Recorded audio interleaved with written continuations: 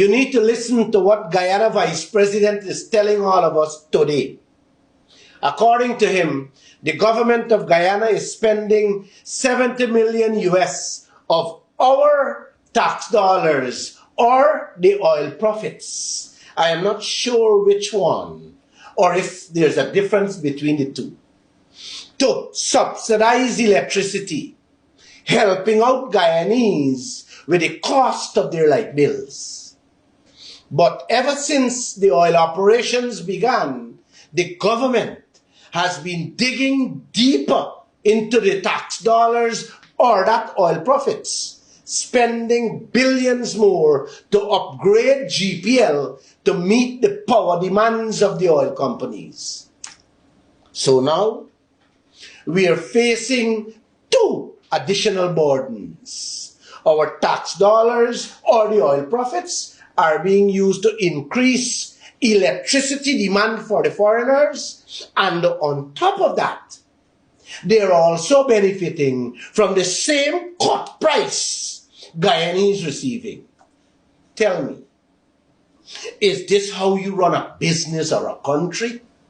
Where electricity is costing the country more than what it's being sold for to the foreigners? And when my reporter asked him why the foreigners is not paying the true cost, listen what he's telling all of Guyana. Good afternoon, Dr. Jagdeo, and ASWM Skytree News. Sir, earlier you spoke about the subsidy being put into power regeneration. Well, we know that the money is coming from taxpayers. How do you reconcile that this subsidizing of the electricity is benefiting foreigners and foreign companies who are some of the biggest consumers of our electricity? And can you say, why doesn't the government demand that they pay it before subsidy sort of rate? So we can have people come and say we'll charge two electricity rates now, one for Guyanese and one for foreigners, and the foreigners must come and bring a document every week and show whether they're foreigners or not, or every Guyanese will have to then prove that they're Guyanese to access the subsidy, the electricity subsidy. Administrative nightmare, corruption. Because the same foreign companies will put the meters in the name of a Guyanese person. Trust me, we've seen that too much. These targeted subsidies is a nightmare to administer. And the moment you start making exceptions, when we got into office, people were getting old age pension based on a means test. So guess what happened? Only if you're earning less than this per month, and everybody was earning $16 per month at that time. In the 90s, we abolished the mean test. So if you reach 65, you get the old age pension. Not that some of the rich people will get it too, but it's administratively easier to do that, and you don't have the corruption or an army of public officers now sitting in a ministry now.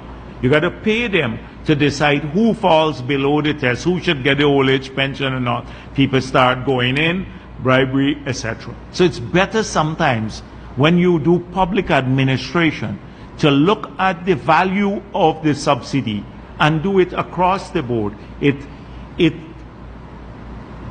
avoids you having to put in place complex administrative apparatus that can become corrupt. And that's why you move to across the board systems. So do here. You know what Jagdeo doing there?